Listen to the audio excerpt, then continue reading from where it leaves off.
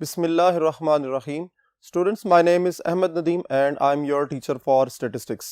Chapter number 11 sampling distribution को हम study कर रहे हैं और आजकल हम न्यूमेरिकल क्वेश्चंस को अंडरस्टैंड कर रहे हैं। आज के नए न्यूमेरिकल के साथ स्टार्ट करते हैं, तो चलिए बोर्ड की तरफ देखते हैं। क्वेश्चन की स्टेटमेंट को अंडरस्टैंड करेंगे। Let x1 bar represents the mean of the sample size n1 is equals to 2।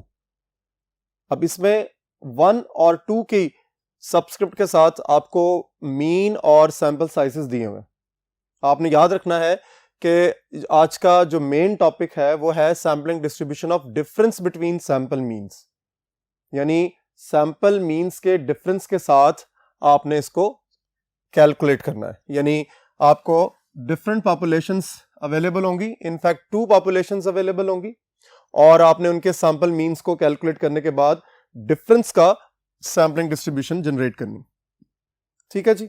उसके बाद अब क्वेश्चन की तरफ चलते हैं और ये गौर से आपने देखना है कि क्या इंपॉर्टेंट बातें हैं जो आपने क्वेश्चन के अंदर याद रखनी है। एक बात तो आ गई, सैंपल साइज n1 जो कि फर्स्ट पॉपुलेशन के हवाले से है और वहां से आपने सेलेक्ट करना है सैंपल्स को और सेलेक्ट करना है विद रिप्लेसमेंट टेक्निक के तहत। ठीक है। और आपके पास पॉपुलेशन के नंबर्स कौन कौन से हैं, पॉपुलेशन के एलिमेंट्स कौन कौन से हैं, वो है 7 और 9। इसके बाद x2 bar represents the mean of a sample of size n2 is equals to 2, यानी ये भी सैंपल साइज है और उसमें भी 2 ही एलिमेंट्स होंगे और वो विद रिप्लेसमेंट टेक्निक के तहत सेलेक्ट किए जाएंगे। और वो किस पॉपुलेशन से आएंगे, उनकी वैल्यूज हैं 3 एंड 4।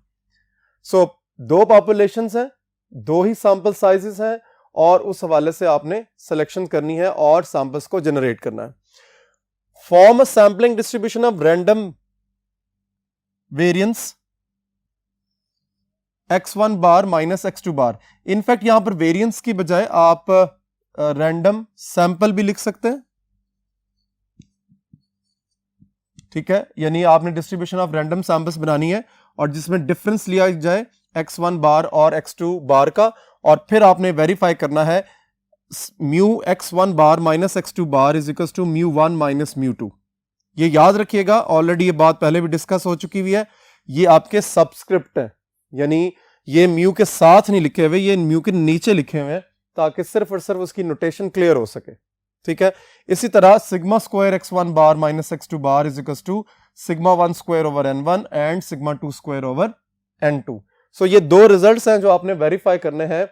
एक चीज बड़ी इंपॉर्टेंटली आपने इसको माइंड के अंदर रखना है, वो ये है कि आप ये समझ लीजिए कि इससे पहले जो क्वेश्चंस आपने किए थे वो क्वेश्चंस एक पॉपुलेशन थी, एक सैंपल साइज था, वहां से आप सैंपल्स को जनरेट करते थे, मीन्स कैलकुलेट करने के बाद आप उसकी सैम्पलिंग डिस्ट्रीब्यूशन बना लेते थे। अब आपके पास 2 पॉपुलेशंस हैं, 2 सैंपल साइजेस हैं और उन दोनों सैंपल साइजेस का डिफरेंस निकालने के बाद आपने सैम्पलिंग डिस्ट्रीब्यूशन बनानी है। सो प्रोसीडिंग करेंगे और बहुत ध्यान से आपने एक एक स्टेप को याद रखना है, क्योंकि हर तरह से आप जब भी मूवमेंट करेंगे क्वेश्चंस के अंदर according to the difference between means, तो आपको इसी तरह की स्टेटमेंट का सामना करना पड़ेगा और आपने इसी अंदाज में क्वेश्चन को सॉल्व करना है। तो चलिए सॉल्यूशन स्टार्ट करते हैं।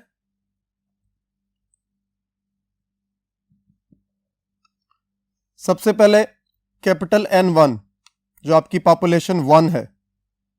ठीक है, देखिए ये सर्कल हुआ हुआ है, 7 और 9 2 आपके पास एलिमेंट्स हैं और इस पॉपुलेशन से जो सैंपल्स जनरेट करने हैं वो साइज 2 के हैं, वो भी N1 आपको मेंशन्ड है, लुक एट दैट। और यहां से हम टोटल सैंपल्स जो बनाएंगे विद रिप्लेसमेंट टेक्निक के तहत, that is n1 raise to power n1, यानी ये कैपिटल N1 है, ये स्मॉल n1 है। तो जरा गौर से देखिए, 2 आपके पास पॉपुलेशन के एलिमेंट्स हैं, 2 ही सैंपल साइज है, तो इसका मतलब है आपके पास 4 टोटल सैंपल्स बनेंगे अकॉर्डिंग टू दिस सिचुएशन। अब आगे की तरफ मूव करते हैं। पॉपुलेशन 2 यानी n2 आपके पास है 3 एंड 4 और साइज फ्रॉम दिस पॉपुलेशन, यानी पॉपुलेशन 2 से जो साइज जनरेट होना है वो भी 2 है। तो इस तरह टोटल सैंपल्स कितने बनेंगे,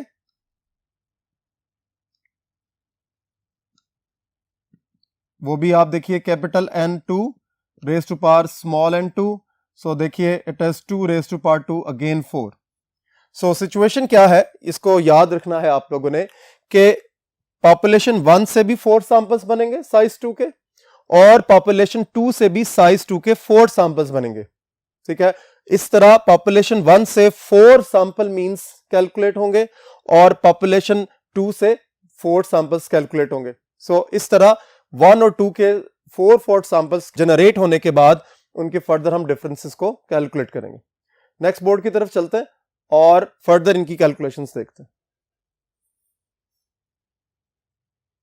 जी, अब हम जनरेट करेंगे सैंपल्स को।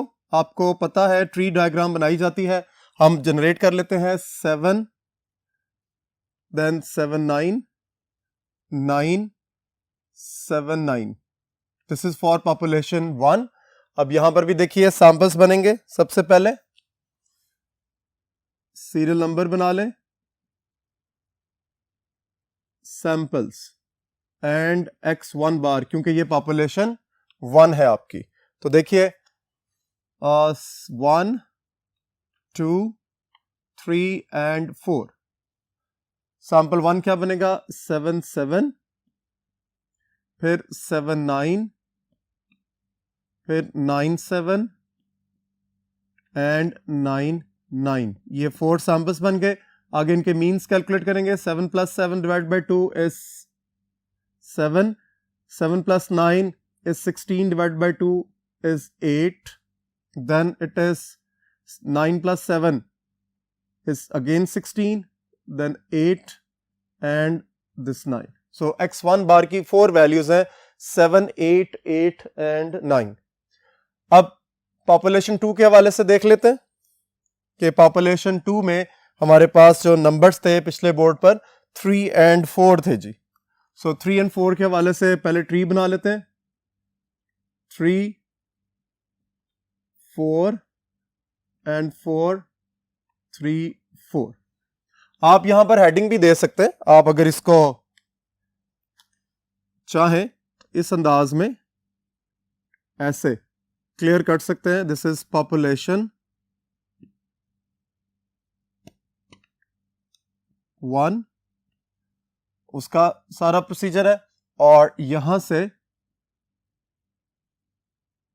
पॉपुलेशन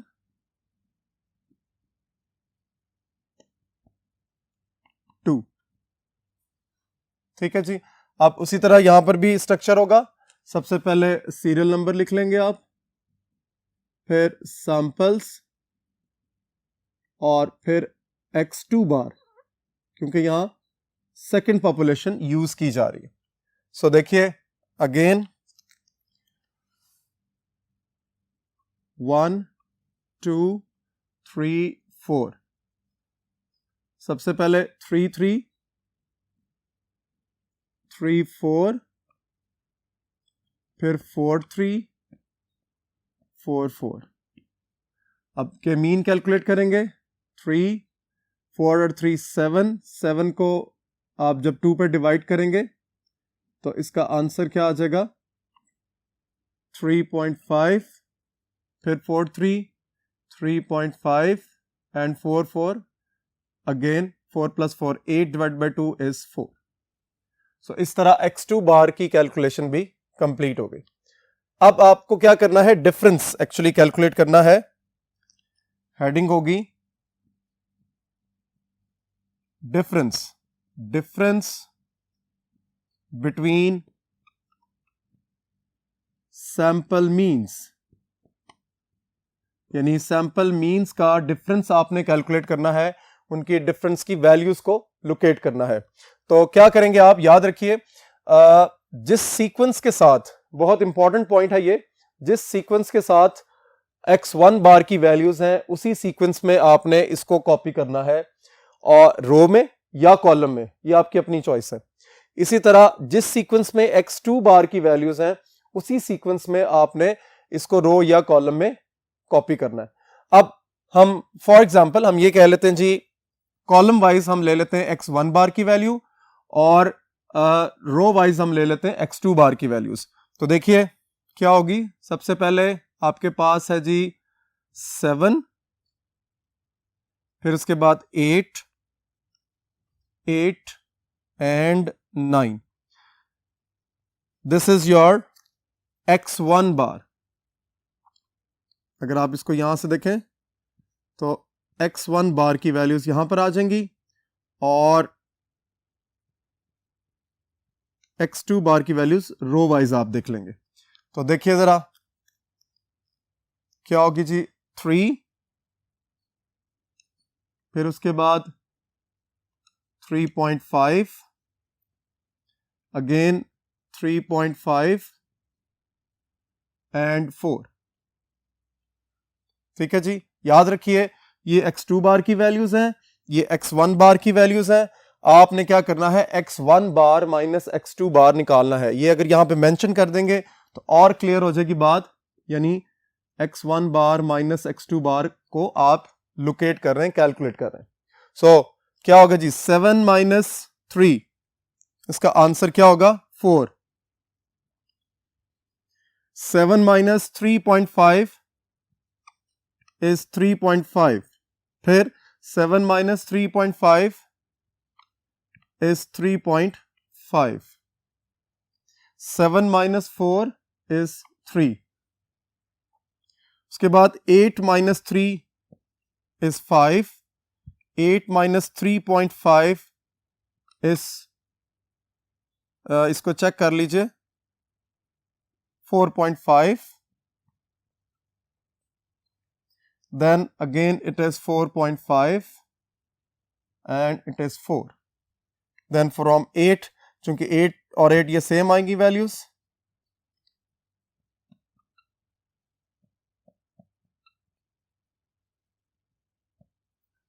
then from 9 का डिफरेंस देखेंगे, x1 bar minus x2 bar, it is 6. Then 9 minus 3.5, it is 5.5. Then this one also 5.5 and this is 5. So अब आपके पास टोटल डिफरेंसेस कितने हैं ये आपने याद रखने हैं. अगर आप काउंट करें 1 2 3 4 5 6 7 8 9 10 11 12 13 14 15 एंड 16. सो टोटल डिफरेंसेस की तादाद जो है वो 16 है. सो आपने जब भी इसकी सैम्पलिंग डिस्ट्रीब्यूशन जनरेट करनी है तो फ्रीक्वेंसी में डिफरेंसेस की तादाद जो है वो 16 अपीयर होनी चाहिए, अदरवाइज आप कोई ना कोई वैल्यू यहां से मिस कर चुके होंगे. सो नेक्स्ट बोर्ड की तरफ चलते हैं और इन डिफरेंसेस को, जो ये ब्लैक कलर में कैलकुलेट हुए हुए हैं, इन डिफरेंसेस को हम डिस्ट्रीब्यूशन के अंदर कन्वर्ट करते हैं. तो चलिए नेक्स्ट बोर्ड की तरफ और इसकी सैम्पलिंग डिस्ट्रीब्यूशन बनाते हैं. जी, ये डिफरेंसेस को मैंने अलग से यहां पर लिख लिया है 4 5 5 6 3.5 टिल एंड तक. अब हम इन डिफरेंसेस को यूज करके सैम्पलिंग डिस्ट्रीब्यूशन ऑफ डिफरेंस बनाएंगे. तो हेडिंग उसी तरह लिखेंगे, सबसे पहले सैम्पलिंग डिस्ट्रीब्यूशन ऑफ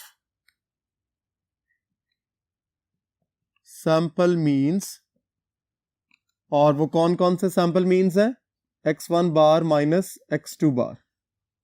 ठीक है, सबसे पहले आप सीरियल नंबर लिखेंगे,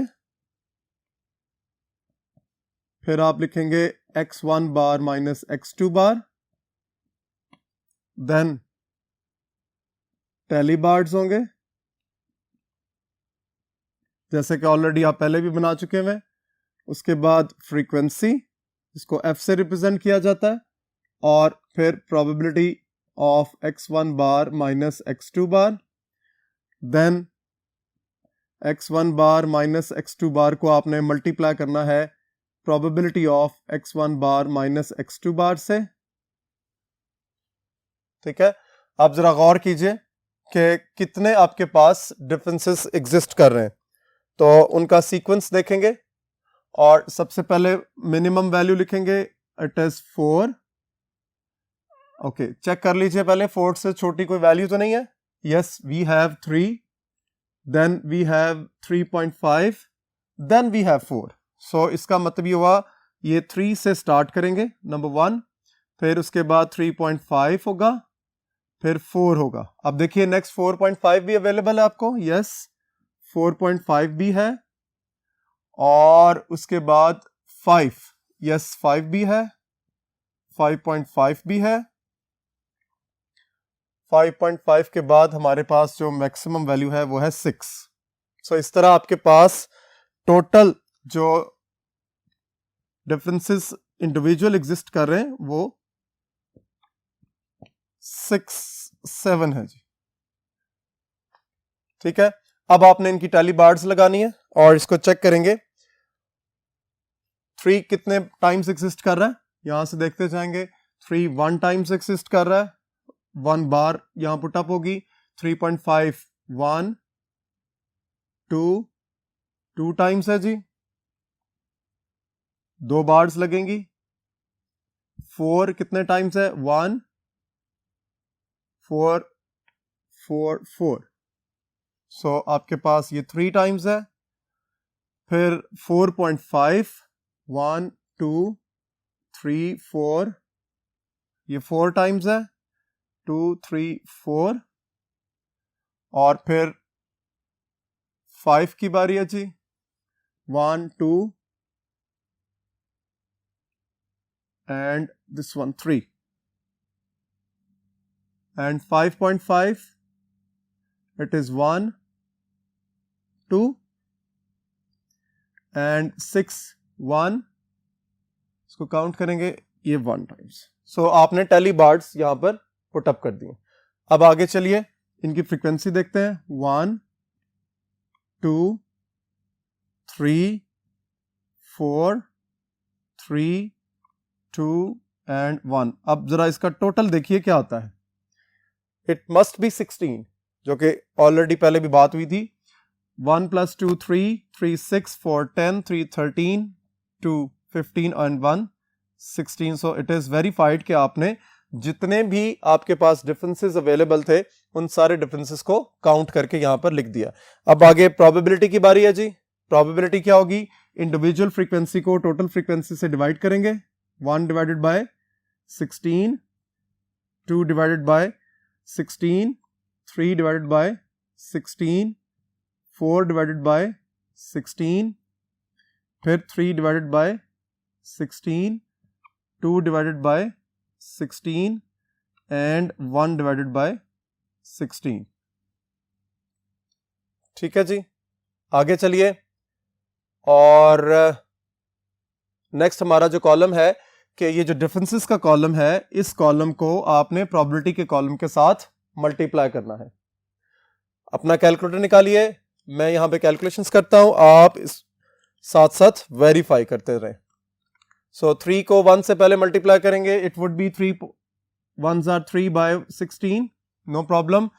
3.5 को 2 से मल्टीप्लाई करेंगे, 7 by 16।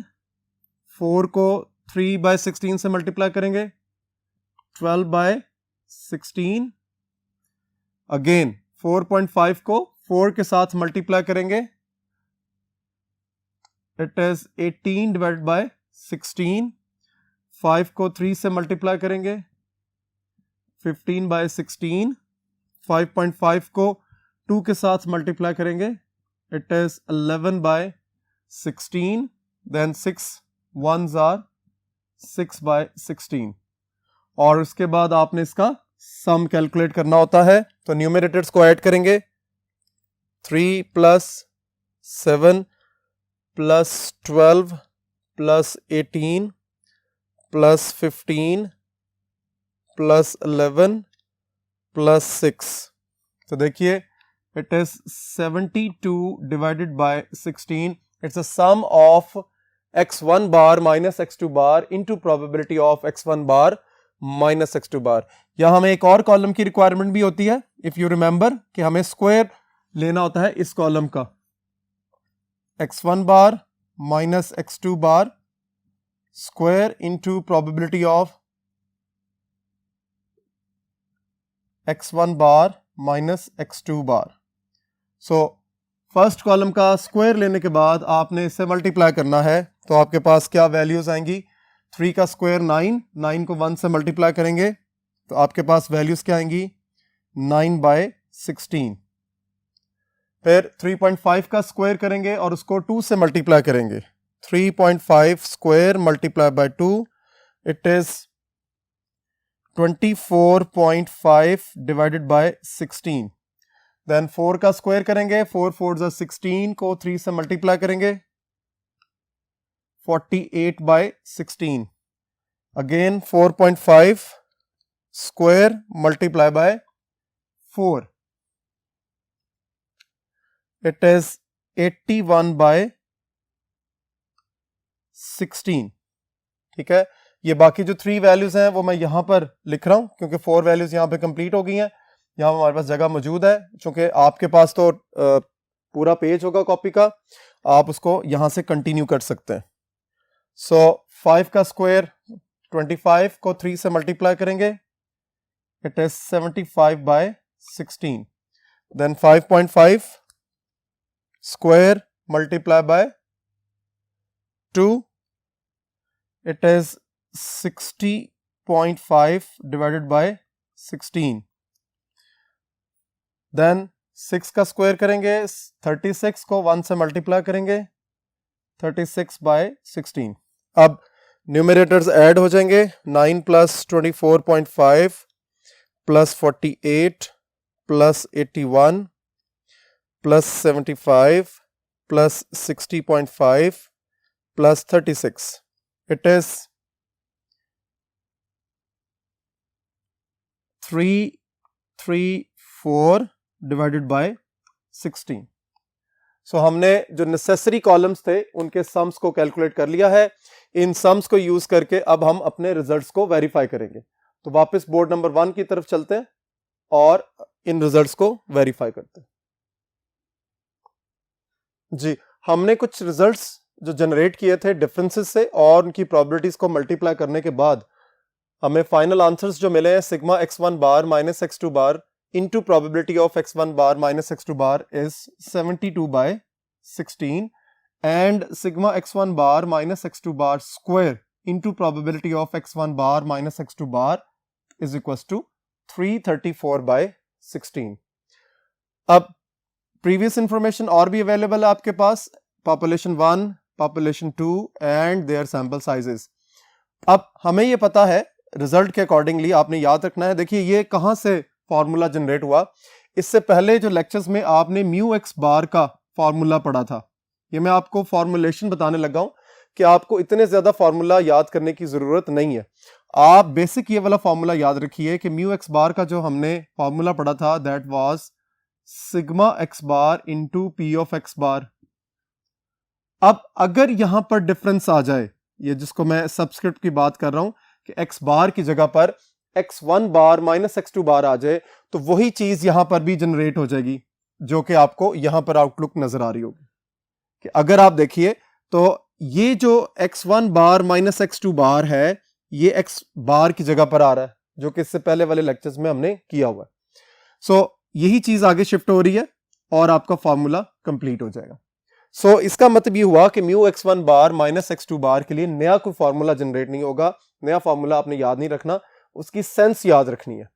So 4.5 is the answer for mu x1 bar minus x2 बार। इसका कंपैरिजन हमने म्यू 1 और म्यू 2 से करना है।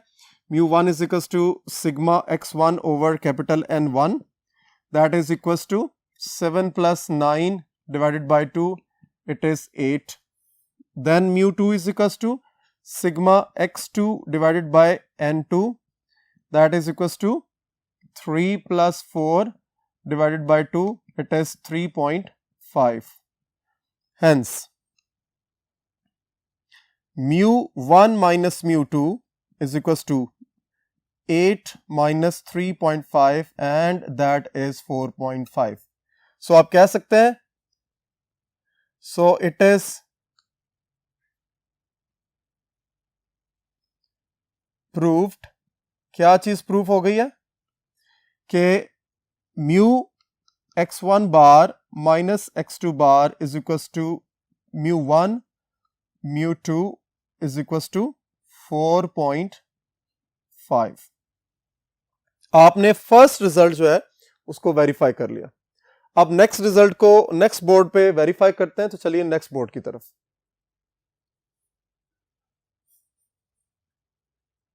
जी, हमारे पास जो रिजल्ट्स हैं, अब हमने एक्चुअली वैल्यू फाइंड करनी है sigma square x1 bar minus x2 bar को, and that is x1 bar minus x2 bar square into probability of x1 bar minus x2 bar minus mu x1 bar minus x2 bar whole square.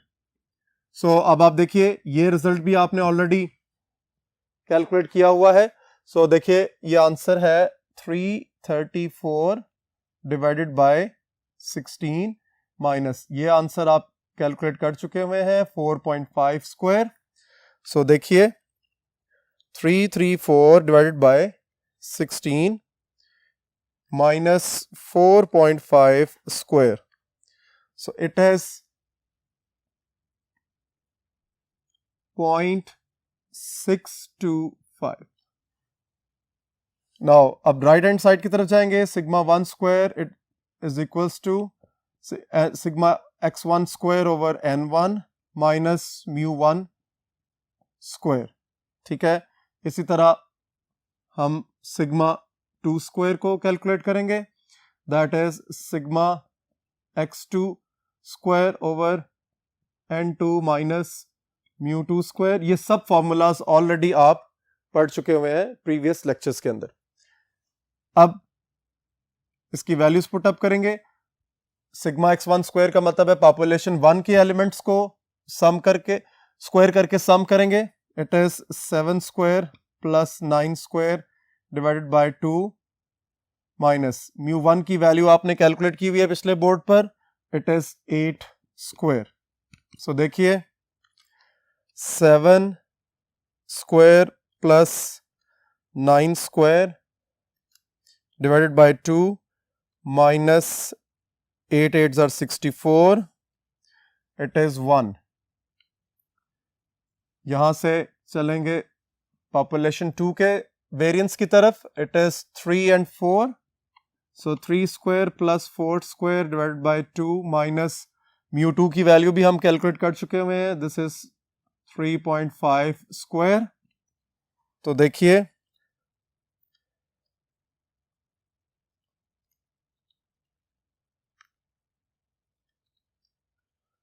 जब complete calculation हो जाएगी आपकी, it is 0.25। अब आपको right hand side देखना है, result जो verify करना है sigma 1 square over n1 plus sigma 2 square over n2, that is equals to 1 divided by 2 plus 0.25 divided by 2। So देखिए यहां पर आंसर क्या जनरेट होगा, 1 divided by 2 is 0.5, 0.25 divided by 2 is 125 plus 0.5, it is 0.625। अपने calculator से आप लोग भी वेरीफाई करें साथ साथ, ताकि आपको इसकी कैलकुलेशन की ओरिएंटेशन के बारे में आइडिया हो सके कि किस तरह कैलकुलेशंस जो है वो कंप्लीट हो रही हैं। हेंस हम ये कह सकते हैं अब, हेंस प्रूव्ड, क्या चीज प्रूव हुई, sigma square x1 bar minus x2 bar is equals to sigma 1 square over n1 plus sigma 2 square over n2, that is equals to 0.625। ठीक है जी, हमने दोनों रिजल्ट्स को वेरीफाई कर लिया है with results. Sampling distribution of difference between mean के हवाले से ये पहला क्वेश्चन था, जिसमें हमने दो डिफरेंट सैंपल साइजेस के साथ क्वेश्चन को सॉल्व किया। डिफरेंट सैंपल साइजेस से मुराद ये है कि पॉपुलेशन 1 के लिए भी एक सैंपल साइज दिया हुआ था, पॉपुलेशन 2 के साथ भी एक सैंपल साइज दिया हुआ है, और हमने दोनों के सैंपल साइजेस को यूज करके कैलकुलेशंस को परफॉर्म किया। होप आज का लेक्चर आपको यहां तक अच्छे तरीके से क्लियर हो गया होगा। अपना और अपनी फैमिली का बहुत ज्यादा ख्याल रखिए। इंशाल्लाह नेक्स्ट लेक्चर में मुलाकात होगी। अल्लाह हाफिज।